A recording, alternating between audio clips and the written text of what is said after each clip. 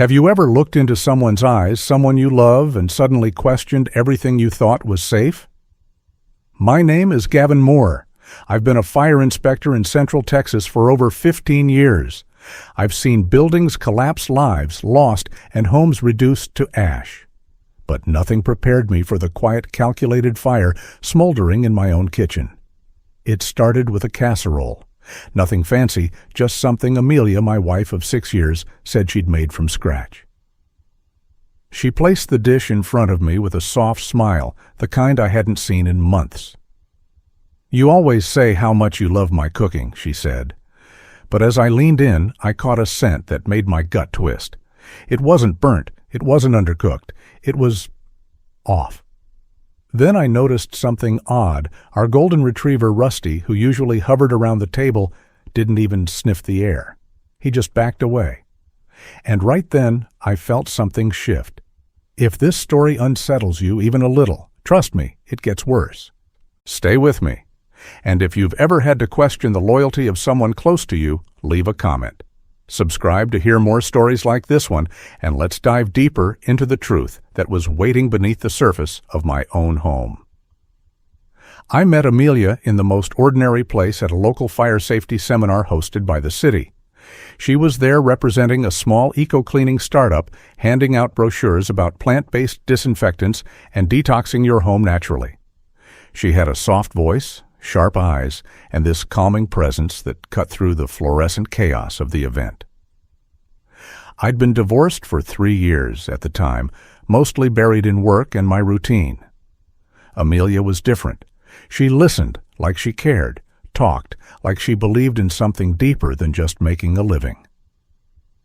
She invited me for coffee the next day, and within 8 months we were married. The first year felt like the life I thought I had missed. She filled our home with warm scents, lavender, sage, cinnamon.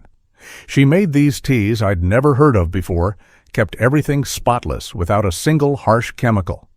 On weekends, we'd take Rusty, our dog, on long walks and talk about everything from wild herbs to fire hazards. She was passionate about natural living, and I admired her for it. I grew up in a blue-collar family where healthy meant you didn't cough through the week. Amelia made health feel like a philosophy, not just maintenance. But slowly, almost without noticing, things began to shift. It wasn't dramatic at first. She started spending more time online, joining forums that talked about cleansing energies and reprogramming the immune system. I wasn't alarmed, people evolve. But the conversations we had started to feel more like lectures. She would quote articles and influencers I'd never heard of, dismissing traditional medicine as toxic and calling doctors puppets of the system. I worked for the city. I'd spent 2 decades in emergency services. I believed in structure, order, facts. She believed the truth was being hidden in plain sight. At some point, she stopped eating the same food I did. At first, she said she was experimenting with a new anti-inflammatory diet, and I respected that. But then she insisted on doing all the grocery shopping. She told me not to worry about cooking, she had it handled. She started prepping separate meals, storing hers in clearly labeled glass containers, while mine were always served fresh, no leftovers. She'd say things like, "This one's designed just for your energy type," or "You need this blend after a long day around chemicals." I chalked it up to care, even if it felt excessive. Then came the small fractures. I'd find my favorite coffee mug in the trash cracked, she said, from the dishwasher. But I'd used it just that morning. My supplements would disappear, replaced with mysterious capsules she left on the counter with a sticky note. "Try these instead, cleaner, safer." Rusty, our dog, began sniffing my food and walking away. And when I asked her about it, she'd say, "I was imagining things." "You're under so much stress, Gavin. You're overreacting." Her voice always soft, always sweet. We began sleeping in separate rooms. She said her sleep cycle was sensitive, and I accepted it. She said I brought home toxic energy from fire sites. I believed she meant well. But the silence between us grew. The warmth faded. She didn't ask about my calls anymore. Didn't care about my colleagues, the lives I'd seen unravel in fire or smoke. She was immersed in a different world, one where turmeric cured cancer and bacteria were allies, not threats. Still, I told myself every marriage goes through rough patches. I told myself she was just trying to help, that she still loved me, just in a language I didn't yet understand. But that night, as I stared at the casserole she made for me and watched Rusty recoil in silence, something cracked. I realized I wasn't living in a marriage anymore. I was part of an experiment, and I was the only one who didn't know. That night, I didn't touch the food. I gave her a tight smile, said I wasn't hungry, and offered to reheat it later. Amelia didn't push. She nodded, gently cleared her own spotless plate, and disappeared into her room with a cup of tea and her ever-present notebook filled with bizarre handwritten protocols and symbols. Left alone, I leaned down and sniffed the casserole again, deeper this time. The smell was sour beneath the seasoning. Not pungent like spoiled meat left out for days, but unmistakably wrong. I scraped the top layer with a fork and saw what looked like partially discolored chicken underneath. The sauce had a strange gelatinous texture, like it had separated and congealed. I slid the dish into a Ziploc bag and stuffed it into the bottom of the freezer next to some frozen peas. Not to eat, to keep as evidence, though I wasn't sure of what yet. My instincts, honed from years of inspecting gas leaks, faulty stoves, and hidden mold, were screaming at me. Something wasn't right, and it wasn't just the food. Over the next few days, I began watching her, closely. She was up late at night more often. Sometimes I'd pass her room and hear her whispering softly, maybe into a phone, maybe to herself. She kept a spreadsheet on her laptop labeled Protocol Schedule. Gee, I saw it once when she left the screen unlocked. My name, dosage charts, notes on reactions. She closed it too quickly when I entered the room to confront her. I played dumb. Amelia began leaving herbal capsules by my water bottle in the mornings. "Take these with breakfast," she'd say with a smile. When I asked what they were, she'd just reply, "They're to balance your system. Nothing harmful." I started tossing them in the trash on my way to work, but I wasn't imagining things anymore. My stomach had been off and on for weeks. Light fevers, random headaches, a strange metallic taste in my mouth after certain meals. I had chalked it all up to stress, overwork, burnout, but now I couldn't ignore the pattern. Rusty helped confirm it. Every time I opened a container Amelia had made for me, he sniffed the air, whined, and walked away. But when I cooked eggs or grilled plain chicken, he sat patiently wagging his tail. I decided to run a small test cook, something bland-plated like one of her meals, and see how he reacted. He devoured it without hesitation. Whatever was wrong, it wasn't in my head. It was in the food. The emotional toll crept in next. I was trained to keep calm in emergencies, to manage fires, and panic to work with precision under pressure. But this was different. This was personal. This was slow-motion madness unraveling from inside the walls of my own home. One morning, I found a sticky note on my steering wheel. "You're healing. Don't resist it. No signature, no explanation, just her handwriting." I didn't confront her, not yet. Confrontation would give her control, would put me on the defensive. I needed proof, and more than that, I needed clarity. Was this malice? Was this delusion? Or something worse, something calculated, masked as care? The next night she brought me tea with a new scent, something bitter and floral. She said it was heart-opening and would help me sleep. I took the mug, nodded, and poured it down the bathroom sink when she wasn't looking. That's when I knew I couldn't keep pretending. Not just for my own health, but for the sake of knowing I wasn't losing my mind. I had trusted Amelia with everything: my home, my body, my peace. And now I was starting to believe she wasn't just misguided or fanatical. She was dangerous. The woman I married had slipped away. In her place was someone obsessed with theories, rituals, and invisible toxins. She didn't want a husband. She wanted a subject. It was time to stop being silent and start documenting everything. The morning after the tea incident, I woke up before dawn and sat at the edge of my bed, staring at the wall. The house was silent except for the faint hum of the refrigerator and the occasional creak of the wood. I opened my phone, tapped on the voice memo app, and began a new file. I didn't speak into it, not yet. I just kept it running, tucked it under a book on the dresser, and started my day as if everything were normal. That evening, Amelia prepared dinner again. This time, it was a stew thick brown and oddly sweet. I watched her closely as she ladled it into my bowl and then served herself something completely different, a plate of raw vegetables and grilled salmon. Not even remotely similar. "You'll feel lighter after this," she said. "It helps reset your gut flora." I smiled, sat down, and casually placed my phone on the table screen, down recording.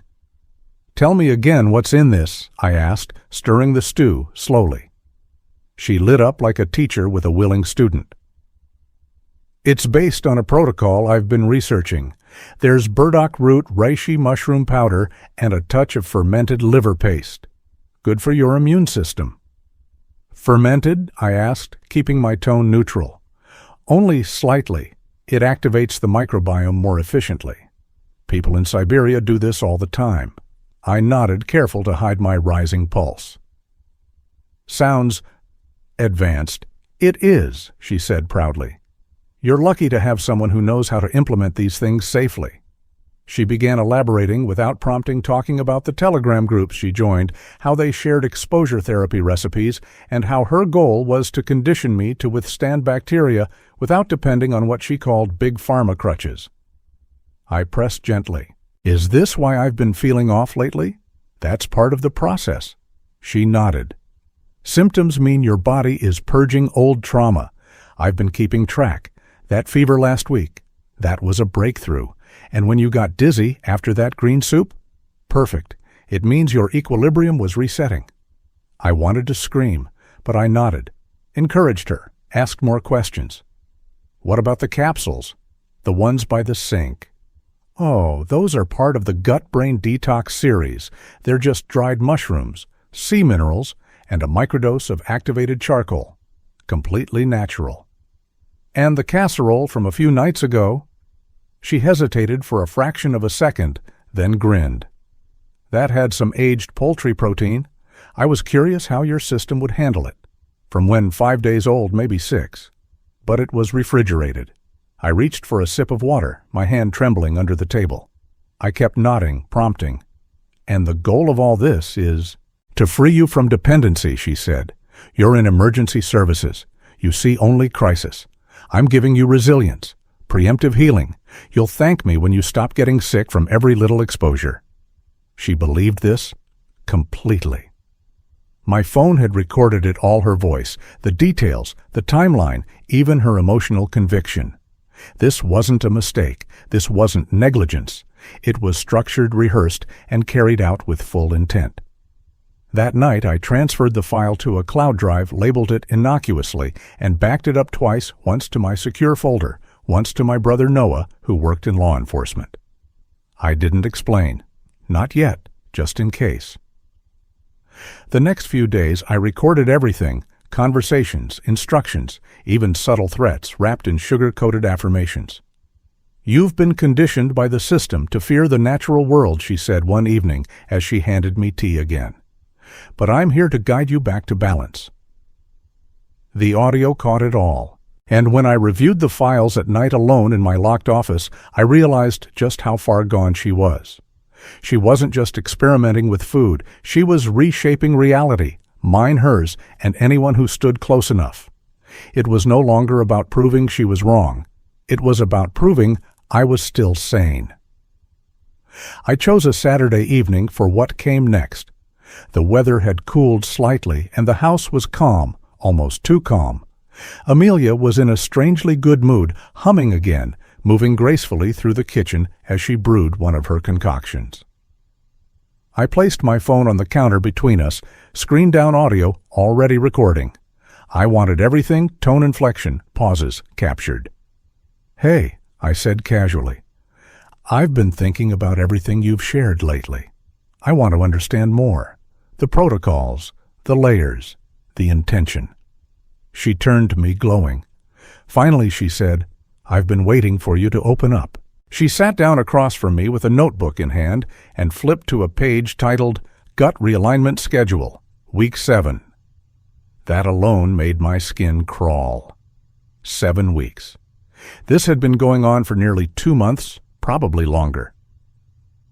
Let's start with the soup I said, the one with the bitter aftertaste. She smiled and nodded.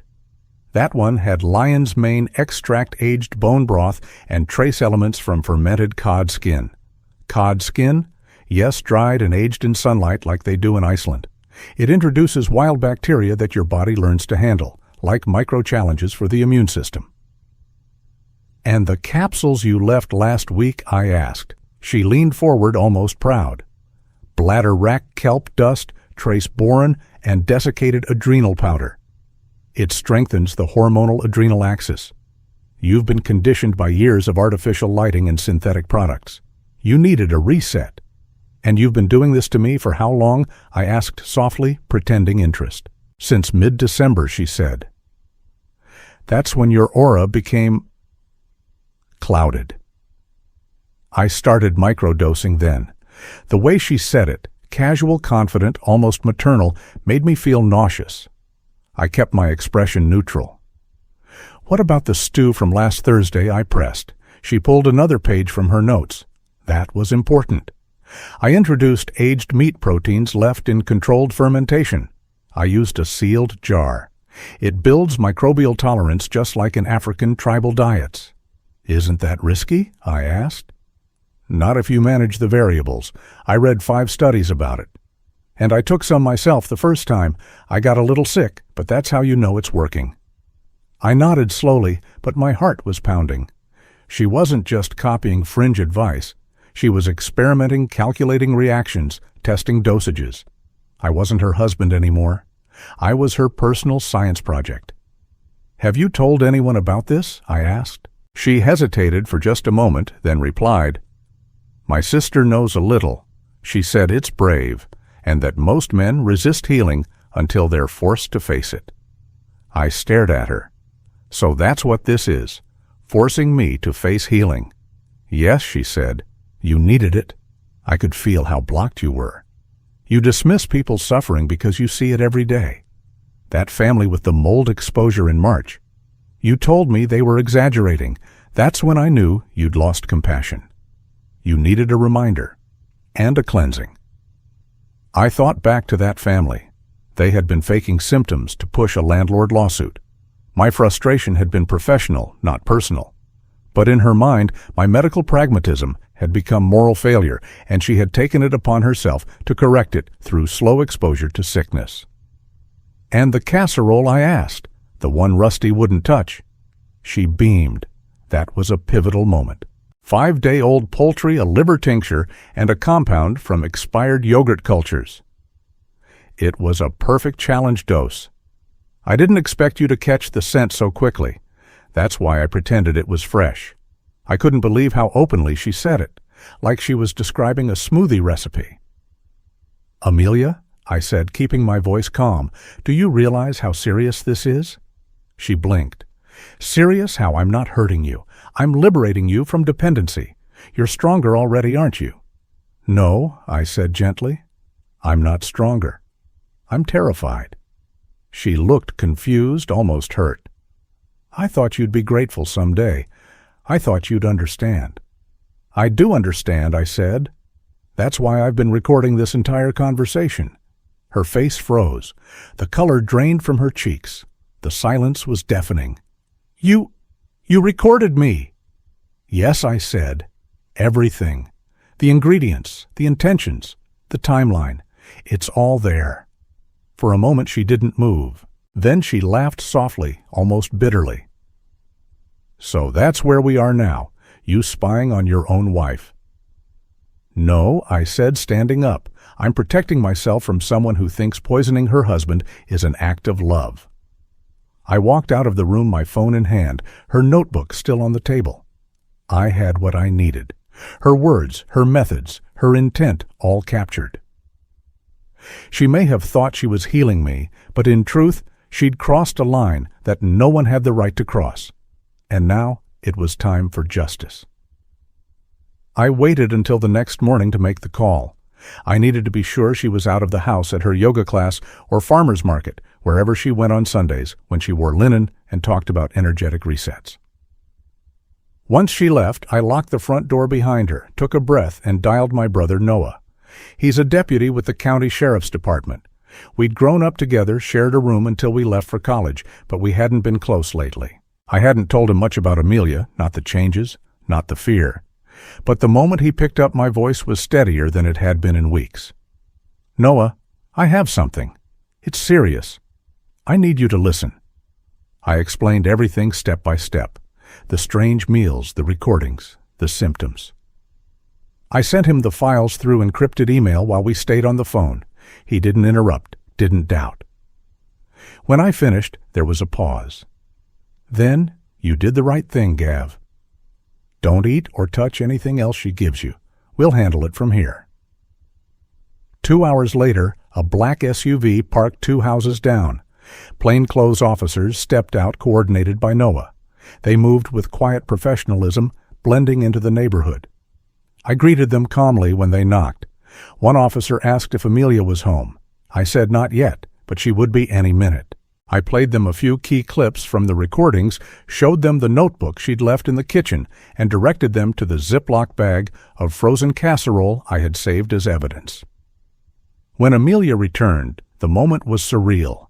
She walked through the front door humming, holding a paper bag of produce and raw honey, and froze the second she saw the men sitting in our living room. Noah stood and addressed her gently but firmly. "Mrs. Moore, we'd like to ask you a few questions regarding food safety and health practices in your home. We have reason to believe that substances may have been introduced into meals without full consent." She glanced at me. Her expression twisted, not in fear, but confusion, as if none of this made sense to her. "Gavin, what is this? You called the police on me?" "I gave them evidence," I said quietly. "You confessed to food tampering. I didn't imagine this. You said it all yourself." "No," she whispered, taking a step back. "You're twisting it. I was helping you," one of the officers gestured calmly. "Ma'am, we'll need you to come with us to the station for questioning. You're not under arrest at this time, but we do need to clarify your intentions and collect your formal statement." She looked around the room, then down at the folder Noah held the printouts, the transcription of her confession, the photo of the stew bowl, the supplement containers. Her breath caught in her throat. "You betrayed me?" she said to me, her voice cracking. "No," I replied. "You betrayed my trust, my body, and my safety." They escorted her outside without cuffs, but with clear authority. She didn't fight. She didn't scream. She just walked out of our house like it wasn't even hers anymore. That night I slept in the guest room with the door locked, even though she was gone. The silence was heavy, but it wasn't threatening anymore. It was honest. And for the first time in months, I didn't feel sick. 3 days later, the test results came back from the state toxicology lab. The samples Amelia had served, what she called protocol meals, contained significant levels of bacteria, including salmonella traces of spoiled animal proteins and a mix of unregulated herbal substances. Among them were concentrated liver powder, expired probiotics, and dried fungi, known to cause gastrointestinal inflammation. According to the toxicologist, consuming that much over an extended period could have led to severe digestive trauma, liver damage, or worse. I got the call while I was still at the station. I had returned to work, but my thoughts were miles away. The call came from Detective Ramirez, who had taken over the case. "Mr. Moore," he said, "based on the evidence and your recordings, we're formally charging Amelia with reckless endangerment food, tampering with intent to harm, and unlawful medical experimentation without consent." It didn't feel like victory. It felt like confirmation. That same evening, Amelia was released on bail under the condition that she have no contact with me, no return to the house, and that she begin mandatory psychiatric evaluation as part of the pretrial stipulation. I came home from my shift and saw her suitcase sitting on the porch beside her. She was waiting for her sister. When I stepped out of the car, she looked up at me, eyes puffy and red. She didn't speak for a moment. "The lawyer says "I need to stay away," she finally said. "He says I misunderstood what healing means." I didn't respond at first. Then I sat down beside her, not close, but just near enough to see her clearly. "You didn't misunderstand healing, Amelia. You misunderstood love." She stared at the ground. "I thought if you could feel what sickness feels like, maybe you'd connect more with the people you help. I thought it would make you softer." "I didn't need to be poisoned to feel empathy," I said. "You wanted to control what I felt, what I ate, how I reacted. That's not compassion, that's control dressed up as concern." Her sister pulled up a minute later, clearly angry, barely acknowledging me as she got out of the car. Amelia picked up her suitcase and hesitated. "I hope one day you'll understand," she said. "I already do," I answered. "That's why I'm divorcing you." She turned and left without another word. The divorce proceedings moved fast. The evidence made it uncontestable. She didn't challenge anything, maybe she couldn't. The judge granted a permanent restraining order and full separation of assets. I moved into a small apartment closer to the fire station. It was quieter, simpler. I kept the furniture minimal. I cooked every meal myself. For weeks I double-checked every expiration date and rinsed everything twice. It wasn't paranoia, it was repair. I needed to feel in control again, even in small ways. Therapy helped. My supervisor had recommended a counselor who specialized in emotional abuse, especially the kind that hides behind good intentions. "This was not your fault," Dr. Lang told me during our first session. Control masked as care is one of the hardest forms of abuse to identify, especially when you love the person inflicting it. I started walking Rusty more often. He seemed calmer now, too. I'd sit with him in the park in the evening sometimes, just listening to the wind and silence. No herbs, no tinctures, just the sound of the world going on as it always had. I started dating again slowly. Nothing serious coffee here, a quiet dinner there. I found myself paying close attention to how people talked about food health choices. I listened for signs of control, of rigidity, of ideologies disguised as kindness. I wasn't afraid, I was just aware. Amelia hadn't made me weaker. She had made me wiser. And somewhere along that path I learned the most important thing you can heal from harm, even the kind that comes wrapped in love. In the end, this story isn't just about strange meals or misguided wellness beliefs. It's about what happens when love becomes a tool of manipulation, when someone crosses the invisible line between care and control, believing that their intentions justify violating your autonomy. Gavin didn't fall victim to a random crime. He lived inside a slow-burning betrayal that wore the mask of affection. This kind of abuse doesn't always scream. Sometimes it whispers. It uses soft voices, warm meals, and it's for your own good until you forget what trust is supposed to feel like. What Gavin experienced is a powerful reminder that consent doesn't only apply to relationships, it applies to health food decisions and the right to say no, even inside your own home. If this story resonated with you, or if you've ever sensed something was off but couldn't explain why, leave a comment. Just 5 words can say a lot. I've felt this in silence. Your voice might help someone else feel less alone. And if you want to hear more stories like this, quiet, real, and unsettling in all the right ways, consider subscribing. We'll be here unpacking the truths that most people are too afraid to tell.